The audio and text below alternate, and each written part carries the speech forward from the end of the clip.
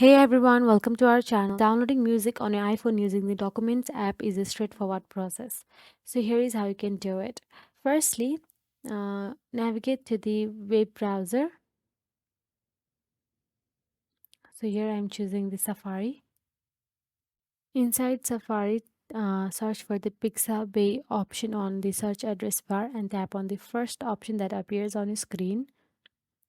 After you tap on it, you'll be navigated to the Pixabay website. So, you can use the built-in web browser in the document app to visit the website where the music is located. You can do this by tapping the website's music icon. You can download the music file and access your downloaded music as well and transfer the music to the music app. So that is it.